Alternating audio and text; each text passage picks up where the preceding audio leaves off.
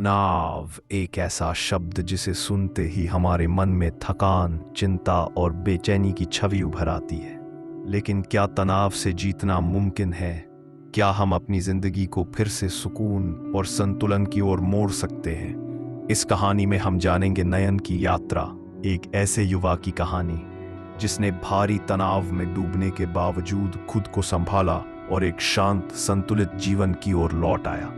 नयन एक साधारण युवक, असाधारण सपनों वाला नयन एक 23 वर्षीय युवक था जो लखनऊ के एक मध्यम वर्गीय परिवार से आता था। उसकी आंखों में बड़े सपने थे, एक बड़ी मल्टीनेशनल कंपनी में नौकरी करना, अपने माता पिता को गर्व महसूस कराना और एक खुशहाल जिंदगी बनाना। वह बीटेक कर चुका था और अब प्रतियोगी परीक्षाओं की तैयारी कर रहा था। दिन के 14 से 16 घंटे पढ़ाई, ऑनलाइन कोचिंग, टेस्ट सीरीज और माता पिता की उम्मीदों का बोझ, सब कुछ उसके कंधों पर था। धीरे धीरे नयन की मुस्कान कम होने लगी। आंखों में बेचैनी, नींद की कमी और सिर दर्द, ये सब उसके रोज का हिस्सा बन गए थे। शुरुआत में नयन ने इसे सामान्य समझा, सब पर प्रेशर होता है, ये तो चलती रहती है जिंदगी। लेकिन वक्त के साथ उसका मन सुन्न होने लगा। एक दिन वह कोचिंग से लौटते वक्त फुटपाथ पर बैठ गया और बस रोने लगा, बिना किसी वजह के। उसका दोस्त अर्जुन, जो वहीं से गुजर रहा था, उसे देखकर चौंक गया। क्या हुआ नयन? कुछ नहीं, सब कुछ है लेकिन कुछ भी नहीं बचा, बस इतना कहकर नयन चुप हो गया।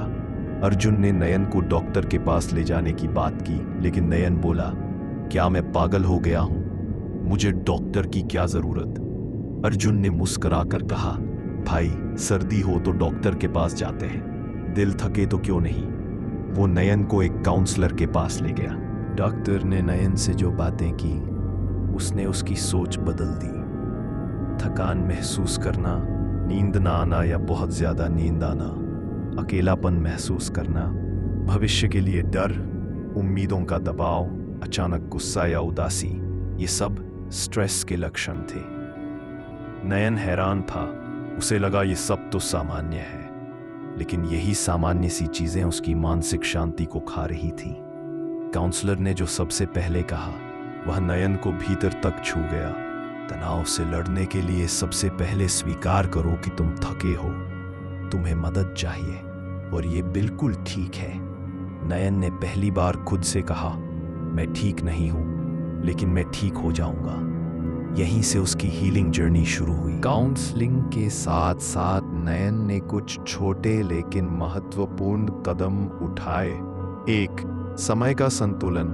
अब वह दिन में 10 घंटे से ज्यादा नहीं पढ़ता था। हर घंटे के बाद 10 मिनट का ब्रेक, हर दिन में 1 घंटा सिर्फ अपने लिए। 2. Digital detox. उसने सोशल मीडिया से दूरी बना ली। अब वह खुद की तुलना दूसरों से नहीं करता था। जो लोग सिर्फ सफलता दिखाते थे, वह अब उससे प्रभावित नहीं होता। 3. माइंडफुलनेस और मेडिटेशन। सुबह उठते ही वह 15 मिनट आंखें बंद करके शांति से बैठता, बस अपनी सांसों को महसूस करता। धीरे धीरे उसका मन शांत होने लगा। 4. बात करना सीखना। अब वह अपनी बातें अपने माता पिता और दोस्तों से साझा करने लगा। उसने सीखा, बातों को अंदर दबाना तनाव को और बढ़ाता है। 5. खुद से प्यार करना। अब वह खुद को दोष नहीं देता था, गलतियां होती थीं तो सीखता था, खुद को कोसता नहीं। नयन के आसपास लोग अक्सर कहते, तू तो पहले टॉपर था, अब इतना पीछे कैसे रह गया? तेरा क्या होगा? तू इतना टाइम ले रहा है। पहले वह इन बातों से टूट जाता था, अब वह मुस्कुरा। उसे अब यह समझ आ गया था कि हर किसी की गति अलग होती है और तुलना सिर्फ दुख देती है। 6 महीने के भीतर नयन पहले जैसा हो गया, बल्कि उससे बेहतर। उसने एक प्राइवेट कंपनी में इंटर्नशिप ली। वह अब संतुलित था, जीवन में, पढ़ाई में और रिश्तों में। और सबसे बड़ी बात, वह अब मुस्कुराता था। उसने अर्जुन से एक दिन कहा, पहले मुझे लगता था कि स्ट्रेस ही मेरी प्रेरणा है, लेकिन अब समझ आया शांति में सबसे ज्यादा शक्ति है। एक, स्वीकारो कि तुम थके हो और ये सामान्य है। अपने मन की बात साझा करो। मदद मांगना कमजोरी नहीं, समझदारी है। हर दिन अपने लिए समय निकालो।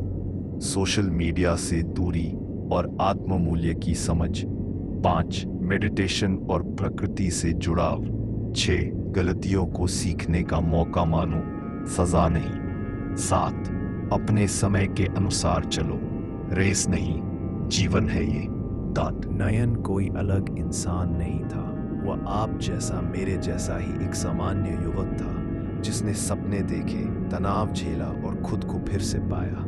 यह कहानी हमें सिखाती है कि तनाव आना स्वाभाविक है, लेकिन उसमें फंस जाना आवश्यक नहीं। समझदारी, धैर्य और मदद से हम हर तनाव पर जीत पा सकते हैं। अगर आप भी इस समय किसी तनाव से जूझ रहे हैं, तो खुद से कहिए, मैं अकेला नहीं हूँ, मैं मजबूत हूँ, मैं ठीक हो जाऊंगा। और याद रखिए, सिर्फ लक्ष्य तक पहुंचना ही सफलता नहीं होती, बल्कि वहां तक स्वस्थ, संतुलित और मुस्कुराते हुए पहुंचना, यही असली जीत है।